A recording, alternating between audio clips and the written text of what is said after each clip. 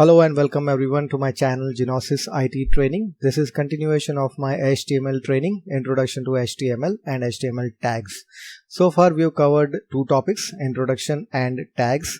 Let's begin with the third topics, which is semantic elements.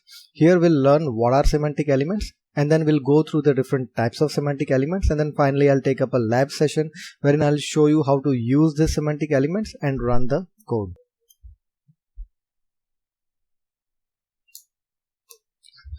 So the semantic elements are elements that have meaningful names which describe the type of content to both the browser and developer and are known as semantic elements. So the literal meaning of semantics means study of words and their meanings and the relationship between them. So the semantic elements in HTML are those words or those tags which actually do what they mean. For example, if you add a tag called table, it'll actually look like a table when it is rendered. If you add a tag called header, it'll actually look like a header when it is rendered. So what is the advantage of the semantic elements? Well, these are easy to understand. They are easy for representation. For example, if you look at a real-time project scenario, generally the projects in IT world span across several years. During these years, a lot of team members get shuffled. Some team members leave the project, new ones join the projects. At times, entire project goes from one IT consultancy to another. So if you use such semantic and meaningful tags and elements inside your HTML, it will be very easy for the incoming or the new coming team member to understand what this HTML file means and be able to quickly work on it and start modifying it. So below are some of the semantic elements in HTML5: article, aside, section, details, summary, figure, fig caption, header, footer, main, mark, nav or navigation, and time. We'll go through each of the semantic elements in our upcoming slides. So let's begin with the article tag. The article tag, as the name suggests, is an independent and self-contained content. If you look at the example below, we have 1, 2 and 3 article tags. In the first article tag we have HTML, the heading, and then we have the definition of HTML. In the second article tag we have CSS and the definition of CSS, and in the third article tag we have JavaScript and the definition of JavaScript. Now let's look at the output of this code. If you look at the output has been rendered in a neat way. All the articles have been separated in separate sections. So without having to add any formatting code or line breaks or spacing, just by using the article tag, you have been able to create a beautified web page. Now let's look at the next tag. This is the aside tag. So the aside tag is used for describing some content that is indirectly related to the document's main content. For example, in the main content or in the main paragraph, you are using a term whose definition you want to specify below, maybe like an appendix. So the definition or the appendix would go inside the aside tag. For example, if you are specifying some conditions apply as an asterisk mark, and then you want to detail those conditions below, then those conditions would go in the aside tag. For example, in the main paragraph you are saying buy XYZ mutual fund asterisk mark, and then in the aside tag you might want to put please read the mutual fund related documents carefully before investing. So now let's look at the example below. Here in the main content we have a paragraph wherein I'm saying HTML and CSS are used together to create and beautify a web page. Now I want to define HTML for the sake of the user who's reading this document. So in the aside tag, I have defined the HTML as a hypertext markup language, which is the standard markup language. Now let's see what's the output of this code. So as you can see, the main content and the aside content, they have been separated section wise in a beautified manner. Now let's look at the section tag. So the section tag, the name is apparent that it is a section. So if you remember in one of the previous lab sessions, I had taken an example of a novel wherein I was creating different chapters, and I was creating different sections for the chapters using headings and paragraphs, right? Here we don't have to do that. We have a ready-made section tag. Just by using the section tag, we'll be able to divide our chapters into different sections. So if you look at this example, my first chapter is in section 1. My second chapter is in section 2. Let's look at the output of this piece of code. So as you can see, the novel has been divided into chapters separately, automatically, and the sections look good. Now let's look at the details and summary tag. This is a very interesting set of tags and very useful too. So the details and summary tags give you an accordion effect. What is an accordion effect? You might have seen a heading somewhere, and there's an arrow button on the left hand side of the heading. When you click on the arrow button, the main content drops down or drills down. That's the kind of effect which this details and summary tags give you. Now, without these tags, creating such an effect involves a lot of coding, right? You'll have to come up with a CSS, you'll have to define the size and structure of the drop down, and you'll also have to put some scripting on top of it. On click of arrow button, show the content. On click of arrow button, again hide the content. But all that coding is taken away just by using the details and summary tags. So now let's look at the example. So in this piece of code, as you can see, I have a details tag. Inside the details tag, I have summary, and then below the summary, I have a P or the paragraph tag. So summary is nothing but the heading on the left hand side of which the arrow would be shown, and on clicking the arrow, the paragraph would be shown, right? So in order to use details, or in order to come up with an accordion effect, always remember that you'll have details tag. Inside the details tag, you'll have a summary, which is the heading, which is the clickable link, and then you'll have a paragraph tag, which is the main content, which is displayed on clicking the arrow button. Let's see the output of this code. As you can see, in the first screenshot, there's HTML and CSS, and then there's an arrow button on the left hand side. When you click on the arrow button, it will display the contents of this heading. So if you see in the screenshot, second screenshot below, you can see that the arrow button has dropped down and the content is showing up. I'll also show you how it looks in real time in the lab session as well. Now let's look at the figure and fig caption tags. So as the name suggests, figure is nothing but a diagram or an image, and the fig caption is the caption for that diagram or an image. So let's look at a sample piece of code. So here in the figure tag, the first item I have, or the first tag I have, is IMG. IMG stands for image. So if you want to display an image, you can use an IMG tag. In that you have to specify a source, and in the source you can specify the file path. So here I have specified the file path of an HTML logo, and then I have applied some styles to it like height and width. Below the image tag, I have a fig caption. This is the caption of this image. Fig, the official logo of HTML5. Now let's see what this looks like. So as you can see, I have the image or the HTML5 logo, and below it I have the caption. Let's look at the header and the footer tags. As the name suggests, the header is the header of your web page, and it appears on the top. And the footer is the footer of your web page, and it appears at the bottom. These are important tags. You should always ensure that you add this header and footer tags, and then the main content goes between the tags. You can also have a look at the header footer tags in any web page or any online shopping portal. If you open up, you'll be able to see the headers and footers.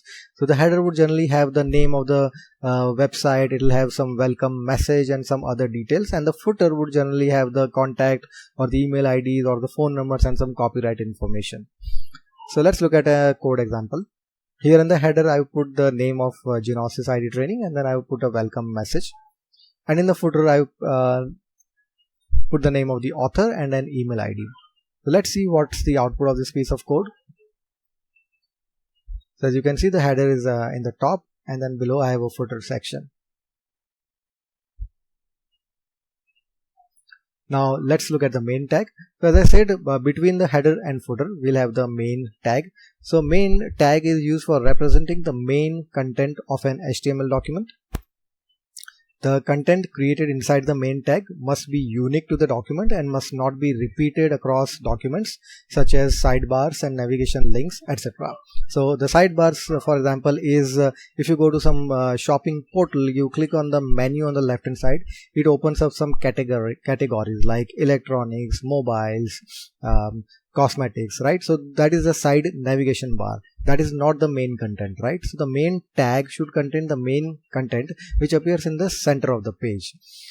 Now creating more than one element in a document is not allowed, so there should be just one main tag and it should contain all the other tags. You can have multiple sections inside the main tag, but the main tag itself should be only one.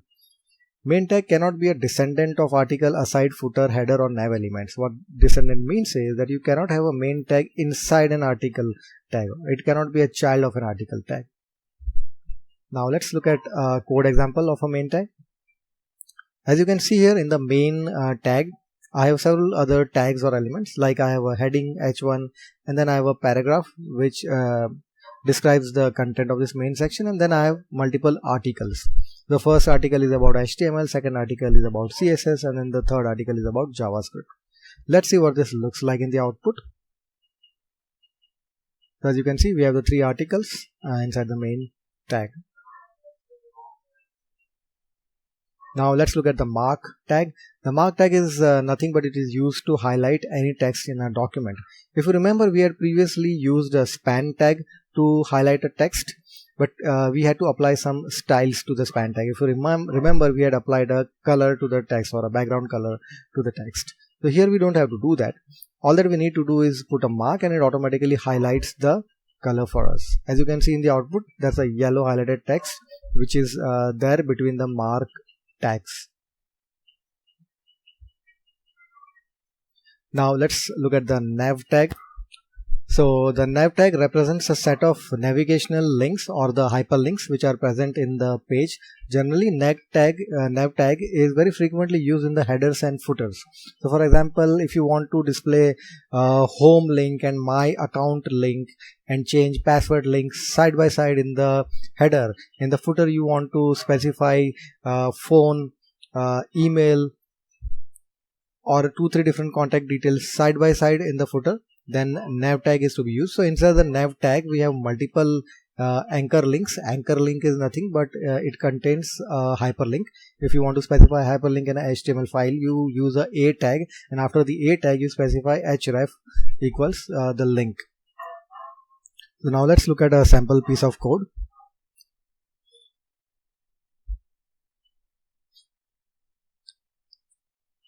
So now let's look at what the output of this piece of code would look like.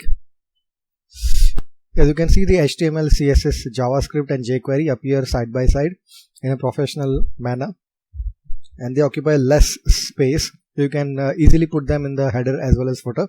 And if you look at the formatting and the vertical bars between those links have been automatically added by the navbar.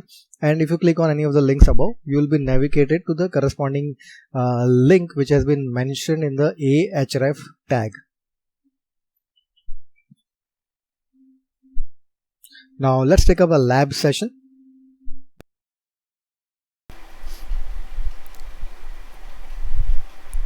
So this is my Eclipse IDE which I had shown you in my previous lab session. So we had created a Gnosis IDE training project. Let's quickly create a new HTML file in this project. Let's name it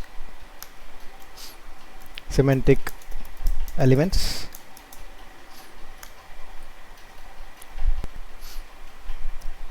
Alright, so I have the skeleton ready here.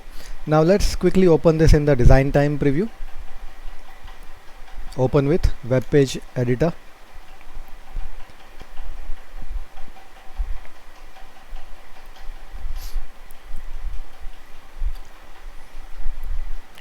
Let's insert the title.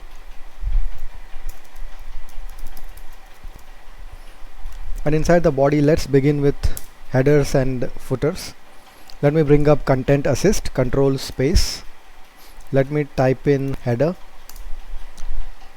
and then let me type bring up content assist, control space, and type in footer. Now inside the header and footer, let me put the navigation bar, control space, nav.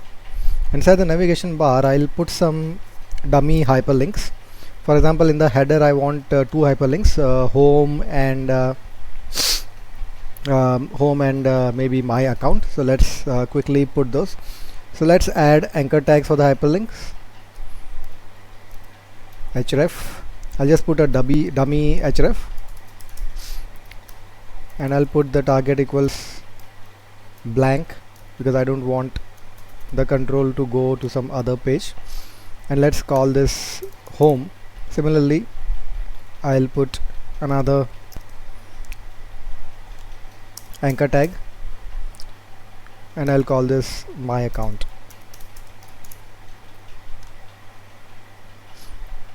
Let's copy paste this nav bar in the footer.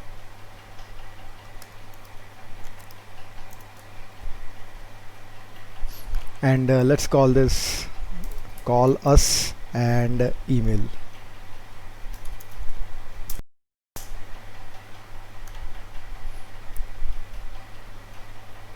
Now let's add some content between the header and footer.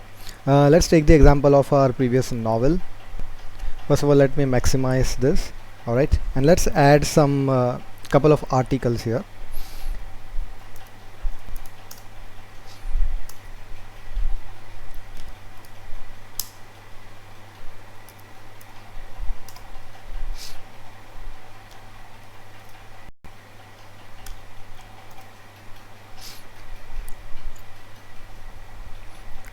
So this is chapter 1, and we have a paragraph. This is my first chapter.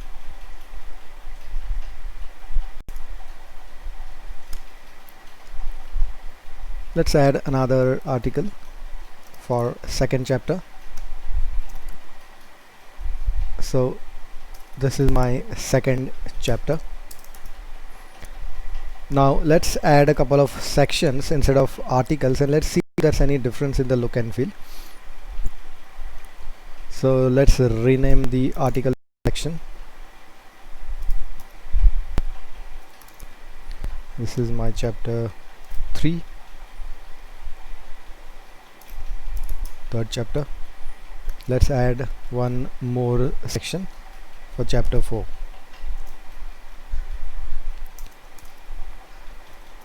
So this is a design time preview. This is what it looks like. We have a header on the top, and then we have 4 chapters, and then we have the footer. Now let's see what this looks like in the browser. So let's on the HTML file, let's right click and then let's click on open with, and then web browser. So just to remind you, the web browser can be selected here in the window web browser, and then you can select the web browser. I have selected the internal web browser. So this is what it looks like.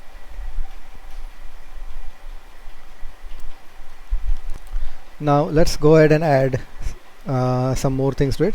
So let's add an aside to chapter 4. Maybe I'll put an asterisk mark here, and I want to provide some condition for the asterisk mark. So let's add an aside here. Inside the aside, I'll add a heading. Let me add h4, and I'll say star, or I'd say condition, and then star. And then below that, in the paragraph I'll mention the condition. Please read previous chapters for clarity. So I have my aside tags. So far we have used headers, footers, navigation bars, anchor tags, articles, sections, and aside tag. Now we can go ahead and add an image. Let me show you how to use an image or the figure and the figure caption. So I'll add an image in the footer using figure caption. So I have the figure here, and then inside it I'll add a figure caption, and before the figure caption I want to add an image, so I'll use img tag. Source I'll specify as my logo genesis.jpg. Now if you can see, the size is huge, so we'll reduce the size. Let's add height equals maybe 50 and width equals maybe 100. So that's our logo right there. Now let's see what this looks like on the browser. Let's refresh the page. So this is what it looks like. So this is a logo, Genesis logo. I have stored it in my C users. So if you want to use any logo, you need to specify the correct path where the logo actually lies. Now let's highlight some text. Alright, so let's maybe put a heading to our novel using H1, heading 1, and I'll call this my first novel, and let's say I want to highlight it. So if you remember, mark is a tag which can be used to highlight.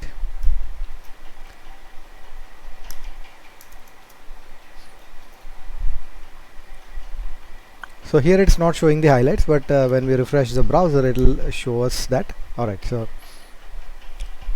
it has automatically highlighted it in yellow color, and you can see my first novel.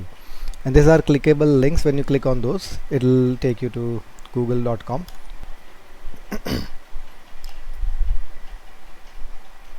So far we have used most of the semantic elements. We've used mark, we've used aside, articles, section, and as you can see in the browser here, the article and section, they don't look very different. They look almost similar. Now let me show you the accordion effect which we had discussed in the slide. We can use details and summary for that. So here let's create a kind of accordion effect. When you click on the chapter 1 here, that's when the content would appear, right? So let me show you how to do that. So the chapter 1 here is an article. Inside article we have header and paragraph, right? So I want this to have an accordion effect, so let me put this thing inside details tag. Alright, so header and paragraph will go inside the details tag. Now if you remember, inside the details, the heading should be named as summary. So that's a summary tag, right? So let me quickly rename H2 to summary. So this will be the clickable chapter 1 would be the clickable heading, which will have a arrow on the left hand side, and below it we have a paragraph which will be displayed when we click on the arrow. So now let's quickly see what it looks like. Let's refresh the browser. Yeah, so as you can see, this is not clickable yet and you can't see the arrow button. The reason behind that is the internal browser which my Eclipse is using is Internet Explorer, and it is an outdated legacy version of Internet Explorer. If you remember, as I had said, that some of the tags, if you miss out on the tags, or if you are using a legacy version of the browser, it might not be able to use the latest features of HTML5.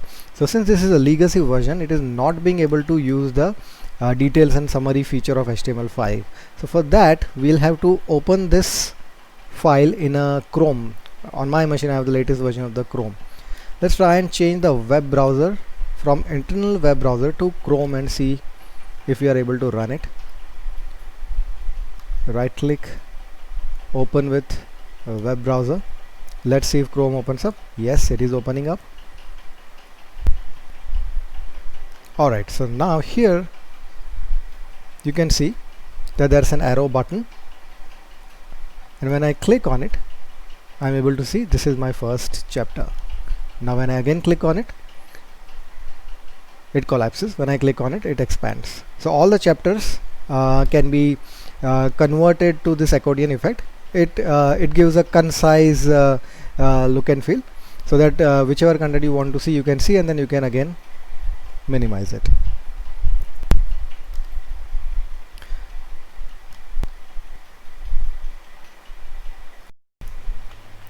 So that's all, folks. I hope you enjoyed this lab session. Now let's look at the takeaways from this session. So in this session you were able to understand HTML semantic elements, and you also got a hands-on through a lab session, and I hope you guys are excited to begin your own hands-on with semantic elements and come up with creative websites of your own. Happy coding till we meet next time. Goodbye.